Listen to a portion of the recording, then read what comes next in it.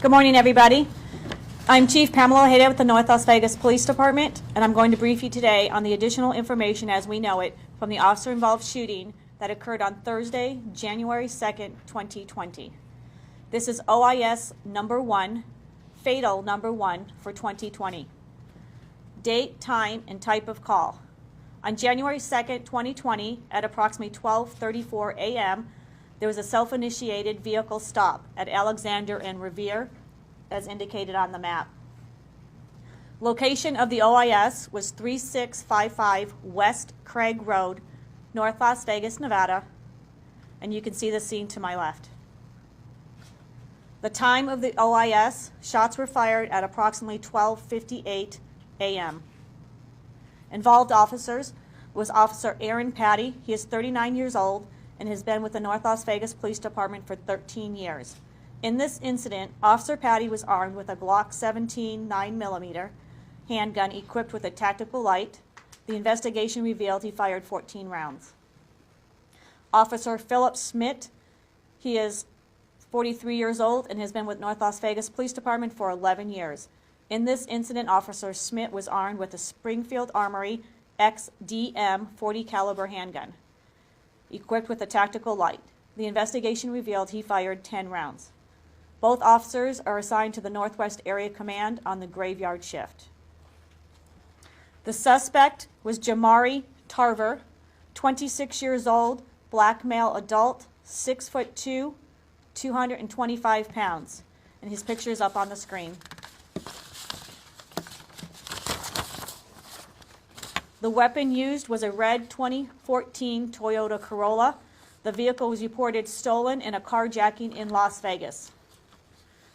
His criminal history: he was a registered felon for battery with intent to commit robbery and coercion with force from 2011, kidnapping first degree 2011, battery with intent to commit sexual assault 2011, sexual assault 2011, open and gross lewdness 2011, and a domestic battery from 2019. He was in prison from 2012 to 2018 on all of those charges listed from 2011.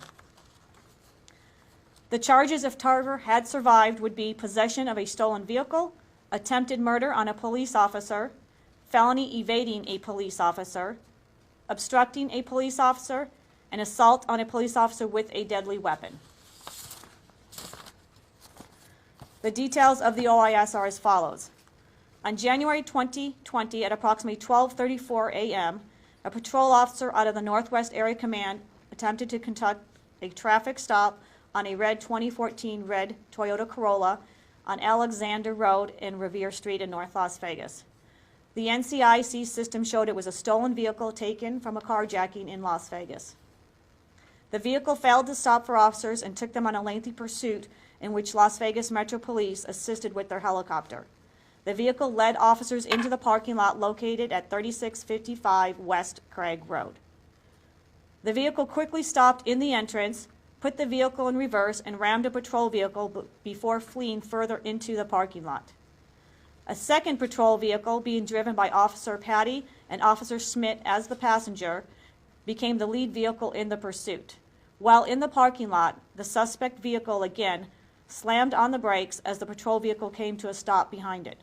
As both officers exited the vehicle, they had their guns drawn. The suspect vehicle put the vehicle into reverse and accelerated toward Officer Smith. The suspect vehicle hit the front right fender along with the passenger door, causing the door to pin Officer Smith between the door frame and the door. The officers responded by firing their duty weapons, striking the suspect, which caused the vehicle to stop. The officers on scene gave multiple commands to the suspect to show his hands, but there was no movement from the vehicle. Officers pulled the suspect out of the passenger side door and started first aid and radioed for immediate medical attention. Medical arrived and pronounced the suspect deceased on scene. I will now show you the footage from the officer-involved shooting. The first video will be portions of the pursuit taken from Las Vegas Metro Police Air Unit, and the second will be the two involved officers' body-worn cameras.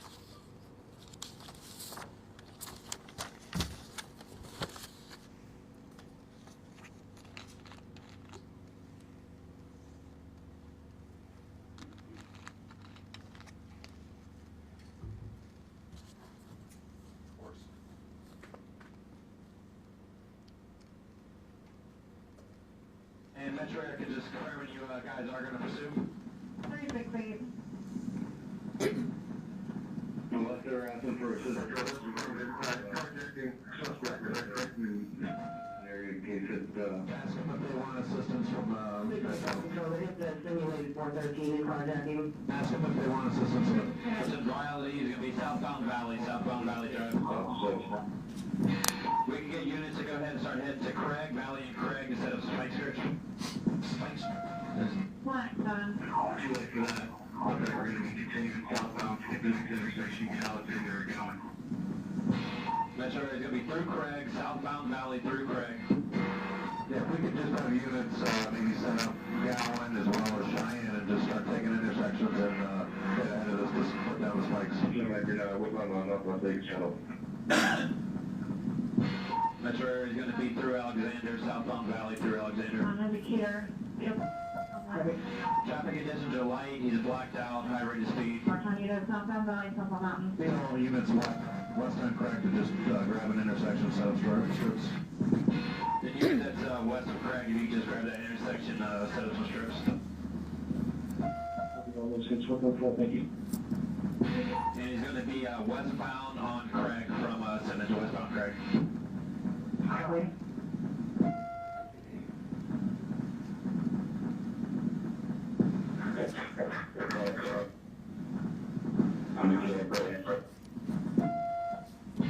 And Metro area is gonna be going against traffic now, still westbound Craig. I'm going northbound Decatur from the side. So he's in the eastbound lane, westbound Craig still. Control 36, you're gonna have the vehicle. And Metro area just 401, it looked like. Highway.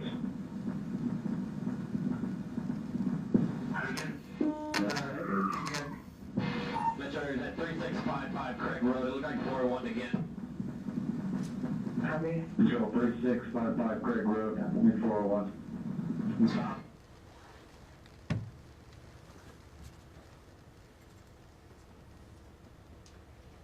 Metro area just 401, it looked like.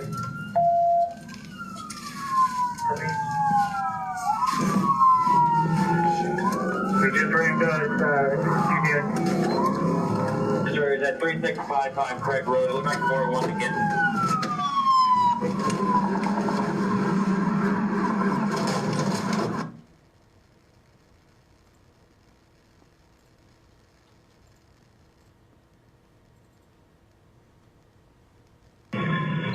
And Metro area just 401, it looked like.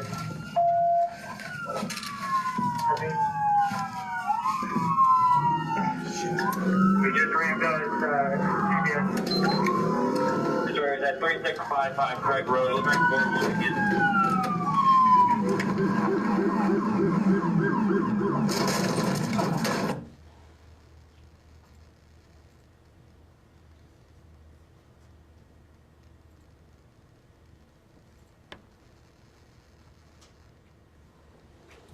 At this time, I'll take any questions. Yes, sir. So I heard them mention something about spikes. Were those deployed? Yes, we did deploy the spike strips. I believe it was at Craig and Allen, and that's possibly why the suspect stopped and turned into the parking lot, was to avoid the stop sticks. What is the condition of Officer Smith?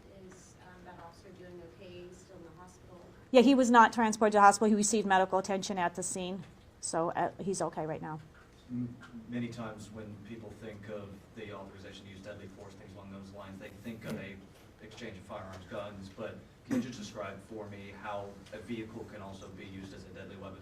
Absolutely. By NRS, a vehicle is a deadly weapon, and the weight of the vehicle. And as you can see there from the video from Officer Smith's body-worn camera, that vehicle revved the engine and accelerated in reverse, and it pinned him between the door and the car, and you could actually hear the wind knocked out of his chest.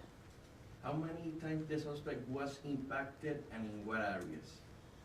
There was a total of 24 rounds fired. At this time, I don't have the update on how many rounds he was struck by from the coroner's office. And the areas? I don't have that information until we get a report back from the coroner. What's your protocol on chasing suspects? I mean, you knew this was a violent person because of a carjacking, right? Yeah. Is there a protocol you follow? We do have a policy that allows officers to pursue an get into vehicle pursuits for crimes. And as you can see, it was obviously, he was a danger to the public and his prior history. And we do have watch commanders on scene that monitor it and determine whether to continue with the pursuit or to terminate it. So during the pursuit, you guys knew who the suspect was during the pursuit? We had information. We knew that vehicle was stolen earlier from a carjacking in Metro's area, which you could hear broadcast several times, both from Metro and our dispatch, that they were familiar with that vehicle of that, yes. To that, I suppose, what do we know about that carjacking? I know it was in Metro's jurisdiction. Was it violent in nature? Was that something that came up? Was that information you had as you decided to pursue this suspect? We knew when he ran the plate to initiate the traffic stop, the information given by our dispatchers that they known at that time, it showed that it was a carjacking from Metro's area with a simulated firearm, was the information that we had. Both officers are on leave at the moment still, or are they back in? No, they are on routine administrative leave, correct. When would they be returning, do we know? No, we don't have that information. Do you know when the carjacking happened? I don't. I believe it was a couple days prior, but I don't know the exact. It was taken in Metro's area under their report. What prompted the traffic stop? Was he driving recklessly, or they just ran the plate? It was just an officer on routine patrol. And how many patrol units were involved in the actual pursuit? In the actual pursuit, I don't know, probably 2, and then we had the air unit following. If anyone was hurt during the carjacking? I don't have that information. It wasn't our report, so. Is Metro any part of the investigation, or were they just providing the air support? They were just providing assistance to us. With 2 vehicles struck, do we know a damage estimate financially? We don't know what happened to those 2 vehicles? No, I don't. They were both sent to the garage for repairs, but as far as the extensive damage, I don't. I believe Officer Levitt will have some photographs for you at the end of this that shows some better pictures. From this point moving forward, where does the investigation continue at this point? What's the next steps that you take? Well, they have to wait till they get, I believe they've interviewed the officers. They still have to process the vehicle with the CSIs and detectives. I believe that'll be today, and then whatever witnesses and the investigation the detectives need to finish up on. Were there any individuals in the parking lot, or any witnesses or anything like that at the CVS or that? No, there was nobody out on the road, as you could see when they were doing the traffic, which is why they continued the pursuit, and there was nobody at the CVS. It was closed at that time. How vital was that air support from Metro for you guys? It's very vital because it gives us the area. I believe the car was blacked out, so it was able for the air unit to continue to follow us and give us the updates. As you could see, they were telling us which way it was going and where possibly to set up the next patrol officers and stop sticks. So they're a very valuable tool for us. And I apologize if you already answered this. Was there, outside of using the weapon as a vehicle, did he have other weapons or drugs or anything in the vehicle? That's unknown. They'll be processing the vehicle today. During any kind of chase like this, it can always be dangerous for people on the side of the street, for your officers, things along those lines. Obviously, this happened very fast when it did happen. But can you just talk a little bit about the training, the kind of thought process that go into keeping everybody safe when you're in a crazy situation like this?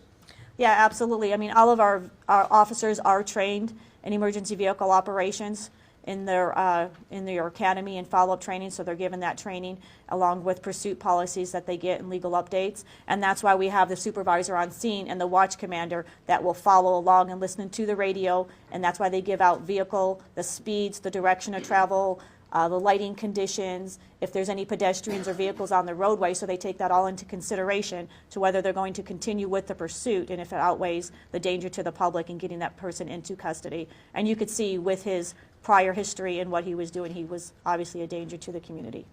Would you mind spelling the name of the officers again? Yeah. First one was Aaron Patty, Paul Adam, Tom Yellow. The next one was Officer Philip Schmidt, and that was SCHMIDT.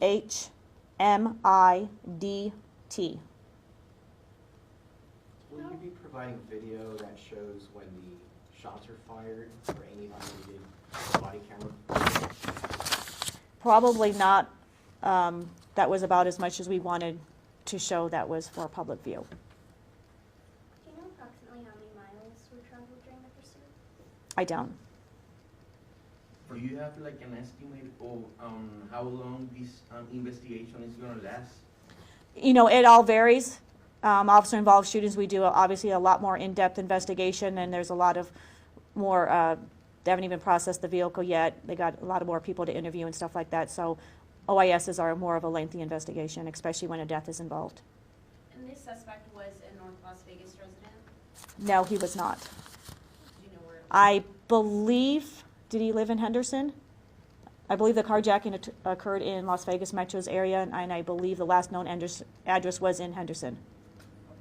Forgive my ignorance on the firearm specifications, but did they both empty their magazines? Did they fire all the shots that they had No, in there? no. Okay.